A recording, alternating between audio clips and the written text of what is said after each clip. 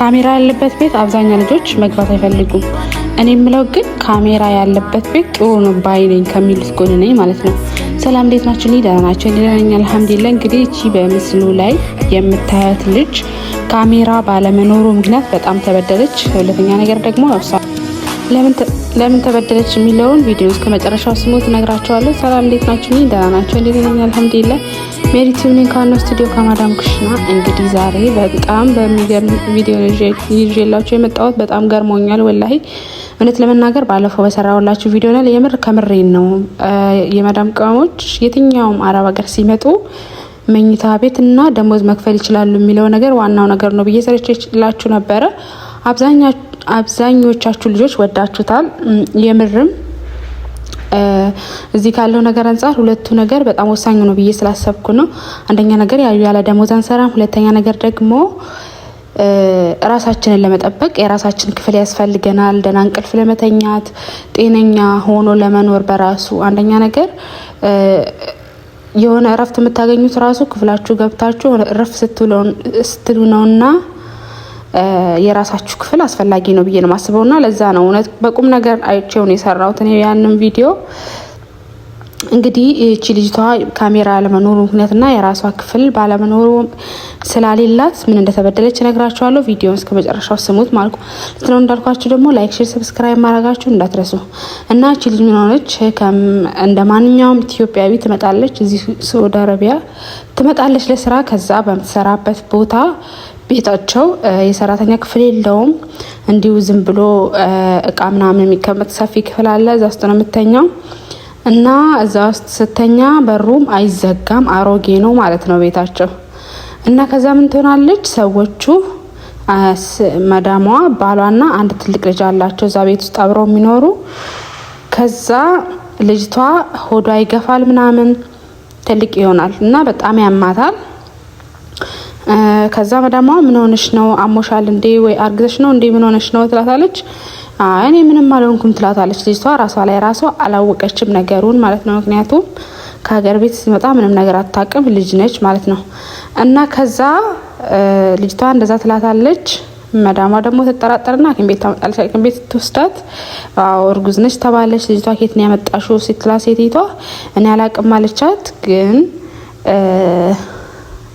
እውነቷን ነው ልጅቷ እውነትም አታውቅም።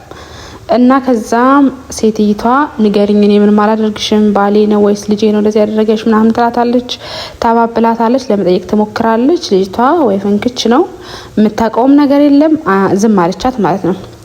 እና ከዛም ትነግራታለች፣ ታወጣታለች ከቤት አውጥታ ስልኳን ብቻ ሰጥታ ከቤት አውጥታ ትጥላታለች ማለት ነው እቺ ልጅ። እና ከቤት አውጥታ ስትጥላት አንዲት ሰራተኛ የራሳችን ዜጋ ኢትዮጵያዊ ታያትና መዳሟን ታስፈቅድና እዛ ሀገር የቆየች ሰው ስለሆነች ታስገባትና ትጠይቃታለች። ልጅቷ ምን ሆነች ነው? ለምንድነው ማትናገሪው ትላታለች። እውነት ምንም አላውቅም ትላለች። እና ከዛም ሴትይቷም እረዳታለሁ፣ መናገር የምትችል ከሆነ እረዳታለሁ፣ ማድረግ ያለባትን ነገር እረዳታለሁ አለች። የዛች ከመንገድ ላይ አንስታ የመዳም ቤት ያስገባቻት ልጅ ማለት ነው። ወላሂ ቁም ነገር ነው ማውራ፣ ቀልድ እንዳይመስላችሁ። እና ከዛ ሴትይቷ እንደዛ ስትላት ልጅቷ እውነትም አላውቅም አለች። ልጅቷ እውነትም አታውቅም። እና ከዛ ምን ይፈጠራል? ልጅቷ አታውቅም። ሴትይቷ ልርዳሽ ብትላት ምን ብትላት እምቢ አለቻት። እና ከዛ ግን ያው ስለ ቤቱ ልጅቷ ስለ ቤቱ እንዴት ናቸው ሰዎቹ ምናምን ብላ ስጠይቃት ያው ሰዎቹ ሁለት ናቸው ምናምን እንደዚህ ይሄ የሚጨስ ነገር ምናምን ይጠቀማሉ ምናምን ትላታለች። ከዛ በኋላ ምናልባት እሱን ነገር አርገውባት አደንዝዘዋት ክፍሏ ገብተው ነው ጾታዊ ትንኮሳ ያደረጉባት ማለት ነው። እና ወዶቼ ማሮቼ ፍቅሮቼ ሁሌ የምንሰማው ነገር በተለያየ አይነት ትንኮሳ፣ በተለያየ አይነት ጉዳት፣ በተለያየ አይነት ነገር ነውና ሁሉ ነገር የሚሰማው። አላህ ይጠብቀን ሁላችንም። ፕሊስ ባካችሁ መዳም ቤት የምትሰሩ ልጆች በራችሁ ማይዘጋ ምናምን ቁልፍ ካላችሁ ሰየው ዘግታችሁ ተኙ። ከሌላችሁ ደግሞ አሰሩልን በሉና በሉ። በተለይ እዛ ቤት ከቆያችሁ የምታውቁ ቋንቋ ከለመዳችሁና ተናገሩ። አሁን እቺ ልጅ 1 አመት ሆኗታል። በእርግጠኝነት ምንም በምልክት እንኳን ማስረዳት ይከብዳታል ብዬ አላስብም። ፕሊስ ባካችሁ የመዳም ቅሞች ራሳችሁን ለመጠበቅ ሞክሩ ከምንም ነገር በላይ። ምክንያቱም ተጎጂው መጨረሻ ላይ ምንም ቢሆን ዞሮ እናንተ ናችሁና ማለት ነው። እንዳልኳችሁ ቪዲዮ ላይክ፣ ሼር፣ ሰብስክራይብ ማድረጋችሁ እንዳትረሱ። ሀሳባችሁን ኮሜንት ላይ ጻፉልኝ እና በመጨረሻም ልጅቷ ወደ ሀገር ልትሸኝ ነው። እጅኛዋ ከውጪ ከመንገድ ላይ ማለት ነው አንስታት ያስገባቻት ሴትዮ ማዳም ወደ ሀገሯ ቲኬት ቆርጣ ልትሸኛት ነው ማለት ነው።